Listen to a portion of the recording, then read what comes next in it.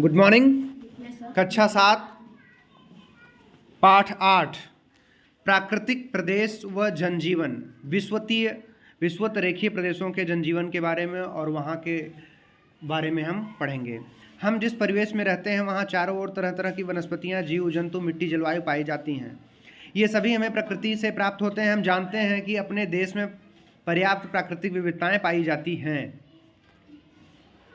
ये विविधताएं हमें भूदृश्यों, प्राकृतिक वनस्पतियों, मौसमी दशाओं एवं भिन्न भिन्न प्रजाति के जीव जंतुओं आदि के रूप में दिखाई देती हैं। विभिन्न प्रदेशों की ये प्राकृतिक विविधताएं वहाँ के अक्षांश, समुद्र तल से ऊंचाई, तापमान, वर्षा, मिट्टी आदि द्वारा प्रभावित होती हैं। इस प्रकार जब किसी विस्तृत क्षेत्र में जलवायु, मृदा, वनस्पतियों में औसत एक रूपता पाई जाती है तो उसे क्या कहते हैं? प्राकृतिक प्रदेश।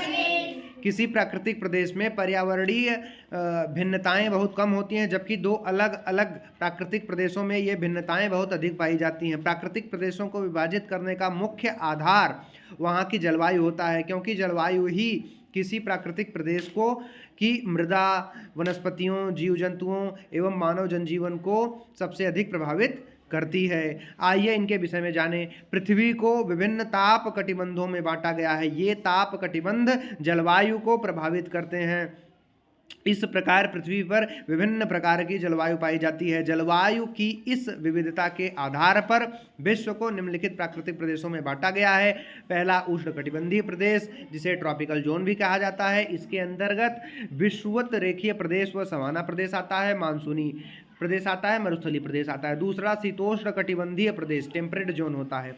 भूमध्य सागरीय प्रदेश, घास के मैदान, मध्य अक्षांशीय मरुस्थल, पश्चिम यूरोप तुल्य प्रदेश, चीन तुल्य या सेंट लॉरेंस तुल्य प्रदेश आते हैं। तीसरा है शीत कटिबंधीय प्रदेश, फ्रिजिड जोन, टुंड्रा प्रदेश, टैगा प्रदेश आता है इसके अंदर।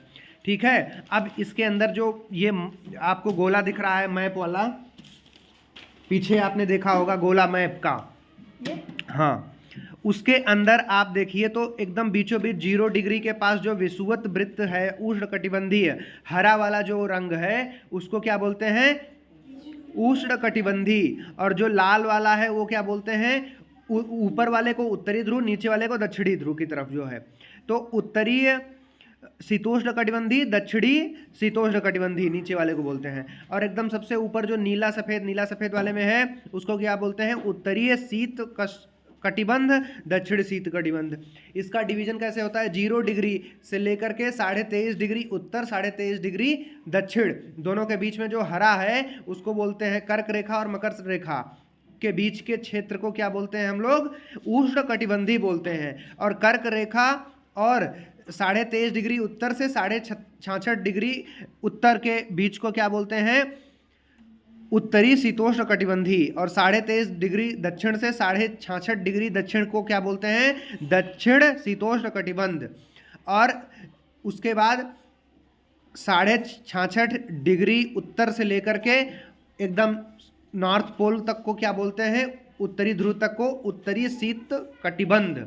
और दक्षिणी शीत कटिबंध अर्थात उसको क्या बोलते हैं? 66.5 डिग्री दक्षिण से लेकर के दक्षिणी ध्रुव तक के बीच को स्थान को क्या बोलते हैं? दक्षिणी शीत कटिबंध।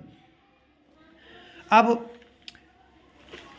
आप मानचित्र पर विषुवत रेखीय वृत्त या भूमध्य रेखा के 10 डिग्री उत्तर व 10 डिग्री दक्षिण अक्षांश के बीच के भाग को देखिए। यहाँ पर विषुवत रेखीय प्रदेश का विस्तार है। इस प्रदेश में विषुवत वृत्त के निकट होने के कारण इसे विषुवत रेखीय या भूमध्य रेखीय प्रदेश, इक्वेटोरियल रीजन कहते हैं। इक्वेटर यहीं से पास होती है ना, भूमध्य रेखा 0 डिग्री से, तो उसके 10 degree north, 10 degree south, 10 degree दक्षिण, 10 डिग्री दक्षिण, दोनों दिशाओं में विषुवतीय भूमध्य रेखीय प्रदेश कहते हैं उसको, इक्वेटोरियल जोन।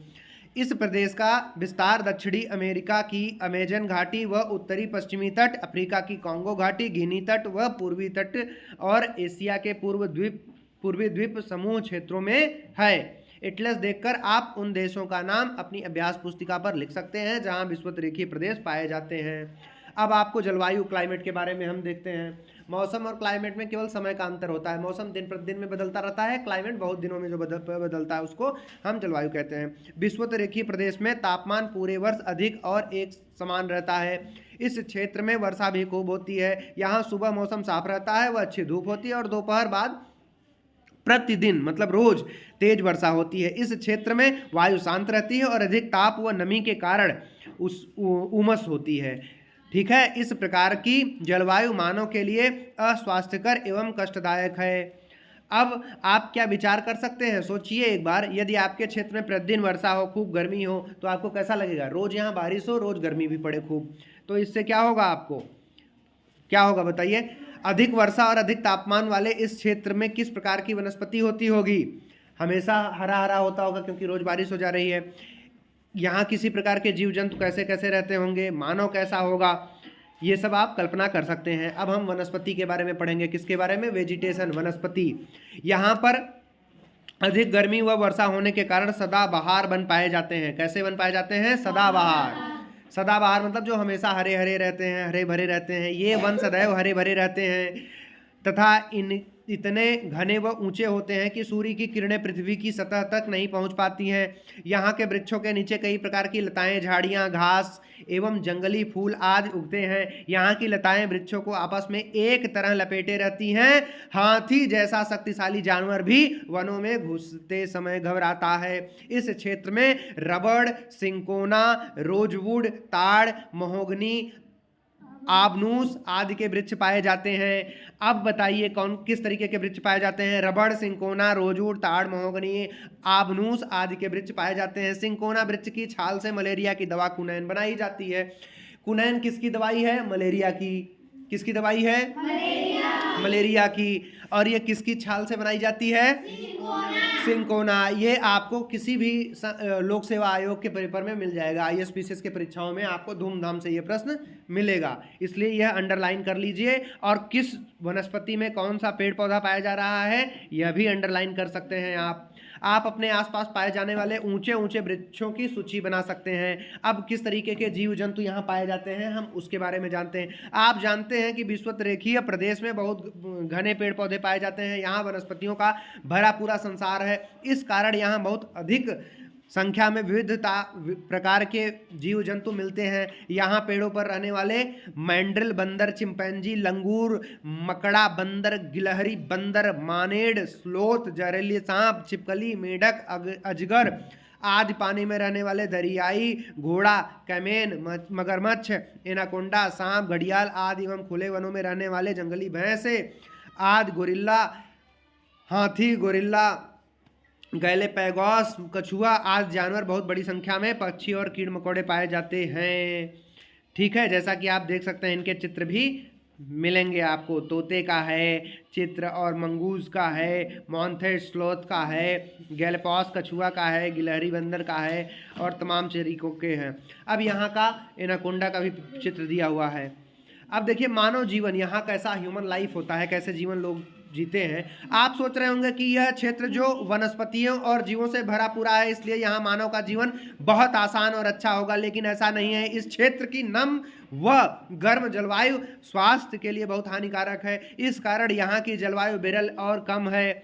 यहाँ की जनसंख्या विरल और कम है। यहाँ पे मतलब डेंसिटी, विरल मतलब डेंसिटी कम है, मतलब दूर दूर लोगों के घर पाए जाते हैं और जनसंख्या भी कम है।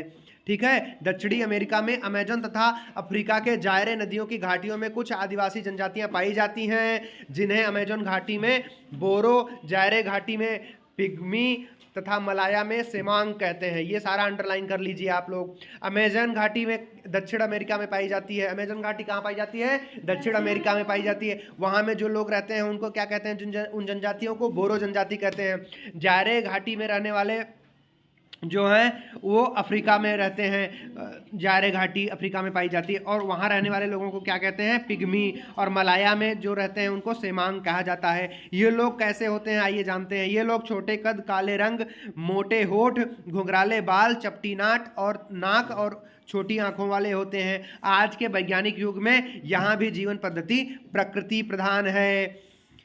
यहाँ के लोग मुख्यतः नदियों के किनारे बसते हैं, जिससे इन्हें पीने के पानी तथा जल मार्ग से आने जाने की सुविधा रहती है। ये पेड़ों पर मचान बनाकर लकड़ी व घास के घर बनाते हैं और इन्हीं घरों में रहते हैं। पेड़ों के ऊपर घर बनाते हैं और उन्हीं पे रहते हैं। यहाँ के लोग भोजन हेतु मुख्यतः मांस पर आधारित रहते हैं। ये मांसाहारी होते हैं। ये लोग कॉफ़ी, मक्का, कोको, अनाज आदि की खेती भी करते हैं। पिग्मी लोग कमर से घुटने तक वृक्षों की छाल व पत्ते को शरीर को ढकते हैं। पिग्मी लोग कहाँ पाए जाते हैं बच्चों? पिग्मी लोग जायरे घाटी जो अफ्रीका में पाई जाती है वहाँ पाए जाते हैं। और ये लोग पत्ते से और अपने आप कपड़ा बनाते हैं और वृक्ष की छाल से कपड़ा बनाते हैं, जैसा कि आप देख सकते हैं चित्र में।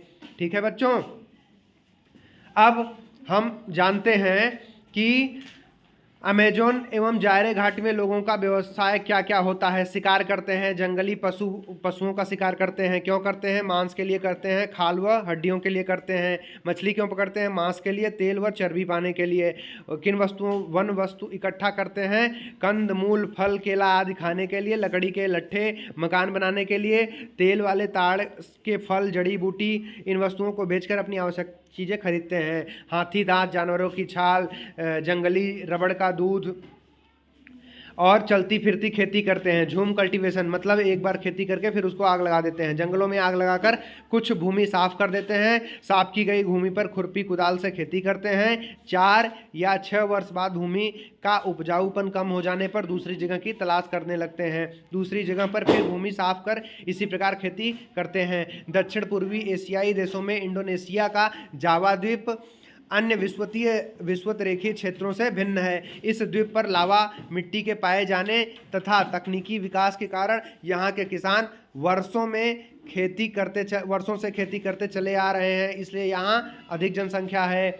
इंडोनेशिया के जावा द्वीप की बात कर रहा है। विषुवत रेखीय प्रदेश के लोगों के जीवन स्तर में सुधार लाने हेतु प्रयास किए जा रहे हैं। यह क्षेत्र खनिजों में धनी है। यहाँ के बॉक्साइट, निकेल, तांबा, टीन, तेल आदि खनिजों को निकालने के लिए मशीनों का इस्तेमाल किया जाता है। मशीनें लगाई जाती हैं। अनाज उगाने हेतु बड़े बड़े फार्म बनाए जा रहे हैं।